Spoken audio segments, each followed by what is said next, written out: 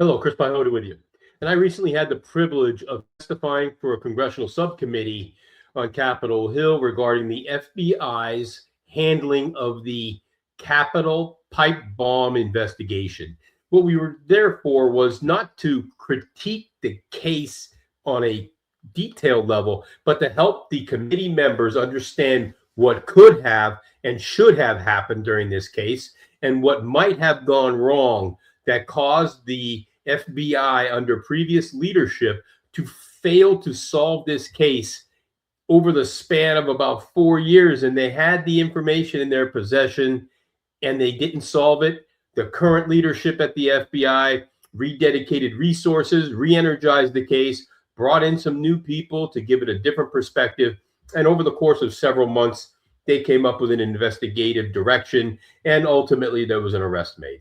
Now, whether or not the subject will be found guilty is up to, of course, the prosecution, defense, and the court of law.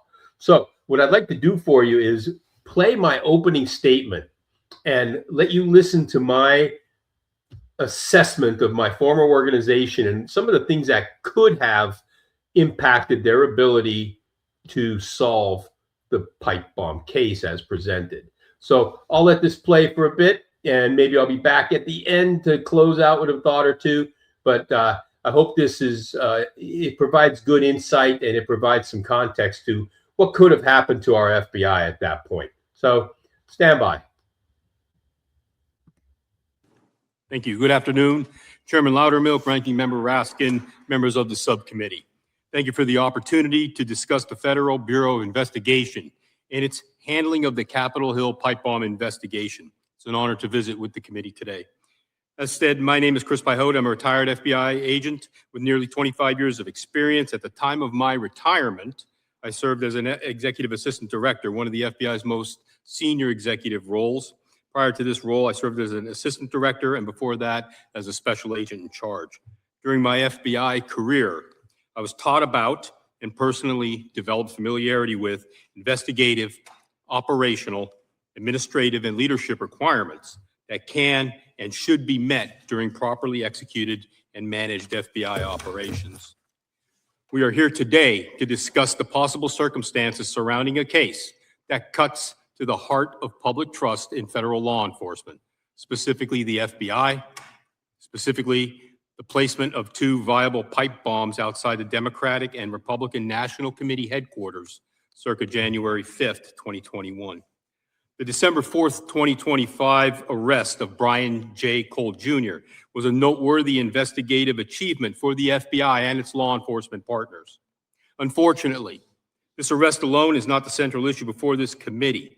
A primary issue for discussion today is how this case remained unsolved for nearly 5 years, despite indications that the FBI had decisive information in its possession.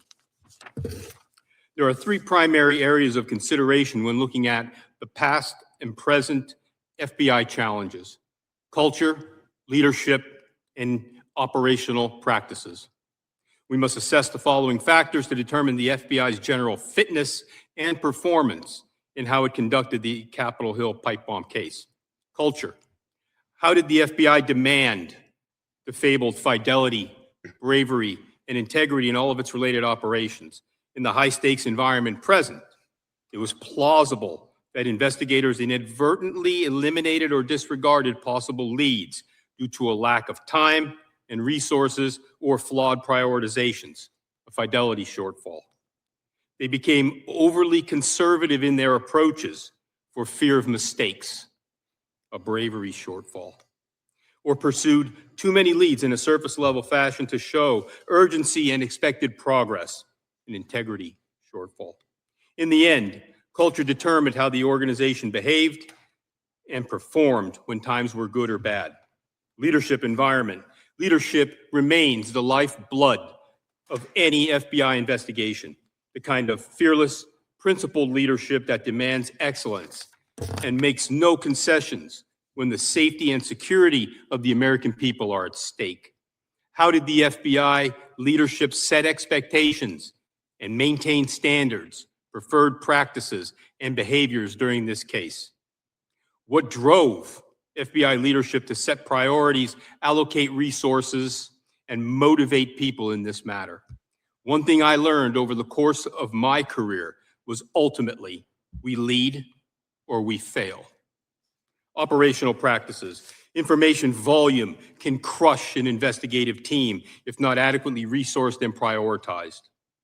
How did the FBI manage investigative workloads that could have resulted in terabytes of specialized data and information and required a small standing army to process investigative findings in a timely, usable manner?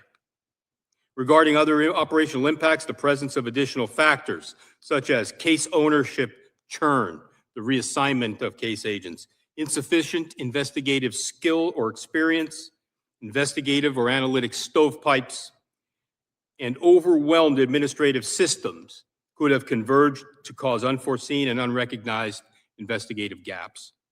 If the pipe bomb investigation was not actively led and managed, it is no surprise that the investigation eventually stalled.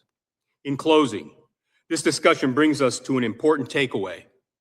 The Cole arrest itself appears to revalidate and remind us of the power, effectiveness, and necessity of a skilled, objective, apolitical, well-led FBI. However, the Cole arrest was not born of a new strategy. It was the result of a salvage operation. Salvage operations and cold case approaches will not protect America and its people. The Cole arrest indicates that we still have work to do in rebuilding an FBI that can effectively meet and defeat 21st century threats and challenges while concurrently protecting the American people and upholding the Constitution. I look forward to your questions. Thank you.